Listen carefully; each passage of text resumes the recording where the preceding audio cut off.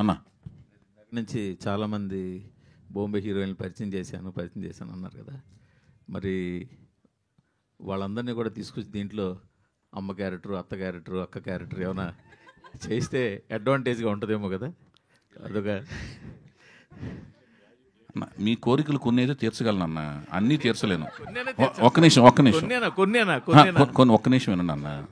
ఒకటి, వాళ్ళకి అది తెలియాలి ఫస్ట్. మేము అమ్మలయ్యాము, మేము పిన్నులయ్యాము. ఒక నిమిషం వినన్న.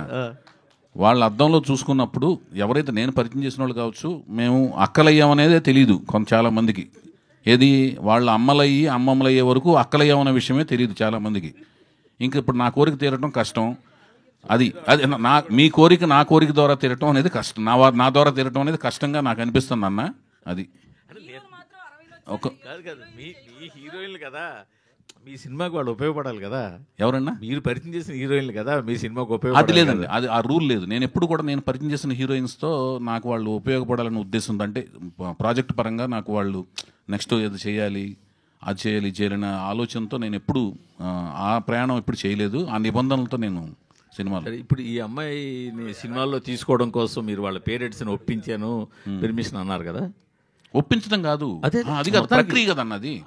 ఇప్పుడు ఒక అమ్మాయి బాగుంది, సోషల్ ఫేస్బుక్ లో అడగాలి కదా, వెళ్ళి వాళ్ళని వెళ్ళి అమ్మాయిని అడిగి గబాల్ నువ్వు వచ్చేయమ్మా సినిమా యాక్ట్ చేయమంటే. మరి హీరో కోసం అని, హీరో పెర్మిషన్ కోసం, హీరోకి తండ్రి లేడు, బాబాయిలు ఇద్దరు ఉన్నారు. కాదన్న, హీరోకి వెళ్ళినప్పుడు హీరో వాళ్ళ అమ్మగారు ఉన్నారు కదా. అమ్మగారు ఉన్నారు కానీ కాదు కుటుంబంలో అమ్మగారు ఉన్నారు కాదనట్లు. కాదు అమ్మగారిని దాటి చుట్టాల నీళ్ళు అడగరు. ఒక నిమిషం అండి, ఫస్ట్ అమ్మగారిని కదండి, అమ్మగారిని నీళ్ళు అడిగితే అమ్మగారిని బైపాస్ చేయకూడదు. ఫస్ట్ అమ్మగారిని అడగాలి. అమ్మగారిని అడిగితే అమ్మగారు ఆవిడకున్న నిబంధనలు చెప్తారు. అర్థమవుతుందండి. ఆ నిబంధనల పుస్తకం మొత్తం చదివితే, ఇది చూశారు కదా మీరు ఈ సినిమా, మొన్న ప్రభాస్ గారి సినిమా చూశారు కదా సలారు, నిబంధనలు అని ఉంటుంది. అట్లాగూ ఆ నిబంధనల బుక్ లో ఏమున్నాయో ఒక నిమిషం అండి, ఆ నిబంధనల బుక్ ప్రకారం ఫాలో అయ్యాం. ఎందుకు మనకెందుకు, ఇప్పుడు మన హీరోయిన్ ప్రవేశపెట్టిన దాంట్లో ఆ నిబంధనలు మనకెందుకు అన్నా, ఆ నిబంధనల్ని ఫాలో అయిన తర్వాత అతని అనుమతి లభించిన తర్వాత నా చేతుల్లోకి వచ్చాడు. 18 నెలలు అవిశ్రాంత కృషి చేశాడు ఆయన. సరే బాగా చేసిన తర్వాత మీకు చూపించాను కదా. అదే కాదు, ఇప్పుడు ఆ నిబంధనల ప్రకారం కళ్యాణ్ రామ్ గారిని, ఎన్టీఆర్ గారిని అందరూ నేను కదన్నా, నేను స్ట్రైట్ గా అడుగుతున్నాను సార్. కళ్యాణ్ రామ్ గారిని, ఎన్టీఆర్ కలిసారా లేదా? మీరు స్ట్రైట్ గా అడిగినా నేను వంకరగానే సమాధానం చెప్తానన్నా. ఎందుకంటే నేను కళ్యాణ్ రామ్ గారిని, ఎన్టీఆర్ని కలిసారా లేదా నేను అది ఎందుకు చెప్పాలి మీకు అన్నా. అదేంటది? నేను కాదండి, నేను అందరి అనుమతి తీసుకునే సినిమా చేశానండి. నందమూరి వంశంలోనే అందరి అనుమతి తీసుకుని సినిమా జరుగుతుంది. ఎన్టీఆర్ అనుమతి, కళ్యాణ్, మీరు ఎవరు అడిగినా అందరి అనుమతి తీసుకుని సినిమా చేశాను సార్. నేను అడుగుతుంది అందరి కాదు కదా, అందరి అనుమతి, అందరిలో ఎన్టీఆర్, కళ్యాణ్, అందరి అనుమతి. ఒక నిమిషం అండి, సురేష్ అన్న ఆగండి అన్న. మీకు అందరి అనుమతి తీసుకున్నా అని చెప్పిన తర్వాత అందరిలో ఎవరున్నారో మీరు లిస్టు రాసుకొస్తే నేను సంతకం పెడతా. మీరు అందరిలో ఎవరున్నారో మీరు లిస్టు రాసు. ఒక్క నిమిషం అన్న, కాదు మీరు లిస్టు రాసుకురండి సార్. లిస్ట్ కాదు అడుగుతున్నానండి, మీరు ఒక నిమిషం ఆగండి, వినండి మాట. ఇప్పుడు వాళ్ళు జానకి రామ్ గారిని ఇప్పటికీ గుండెలు పెట్టుకుని వాళ్ళు ఏ సినిమా వేసినా దాంట్లో ఫస్ట్ స్లైడ్ వేసి మా ఇంట్లో జరిగిన కష్టం ఎవరింట్లో జరగకూడదని ప్రతిసారి స్మరించుకుంటూ ఉన్నారు.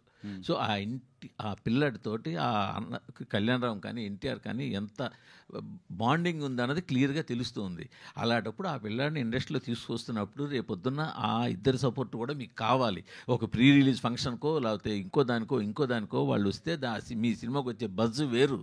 సో అడిగారా నేను అడుగుతున్నా, అడిగాను లేదు అని చెప్తే సరిపోయింది. చెప్పాలా, చెప్పక్కర్లేదా, ఇవన్నీ సంతకం పెడతా, ఇవన్నీ మాకెందుకు? కాదు అన్న, ఒక మాట వినండి. వాళ్ళు అతను పరిచయం చేసిన వెంటనే వాళ్ళిద్దరూ సపోర్ట్గా ట్వీట్లు పెట్టారు కదా. ట్వీట్లు పెట్టారా లేదా? మరి అతను వాళ్ళ సపోర్ట్ ఉందా లేదా? ఉంది కదండి. అర్థమైన దాని మీద మళ్ళీ క్వశ్చన్ ఎందుకు వేస్తున్నారు మీరు? నేను కాదండి, నేను పొద్దున్న లేచిన కాడి నుంచి 1,00,000 పనులు చేస్తాను. అవన్నీ మనకి ఎందుకు అన్నప్పుడు నా డైరీ మీకు ఎందుకన్నా? మనిద్దరం కలిసి పక్కన కూర్చొని సినిమాలు చూస్తాం.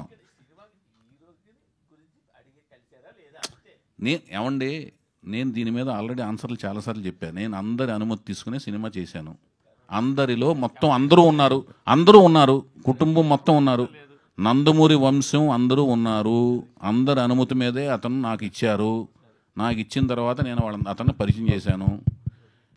హాయ్ సార్, నేను వెంకట్ ఎన్టీవీ సార్. చెప్పండి అన్న. ఆ రోజు మన ఎన్టీఆర్ని ఇంట్రొడ్యూస్ చేసిన రోజు ఇటు జూనియర్ ఎన్టీఆర్ గారు, దాంతోపాటు మన నారా భువనేశ్వర్ గారు ట్వీట్ చేశారు కదా. అవును. వాళ్ళిద్దరు బ్లెస్సింగ్స్ ఎలా ఉంది మీకు ఎంకరేజ్మెంట్? అసలు ఎంతో భావోద్వేగానికి లోనేనండి.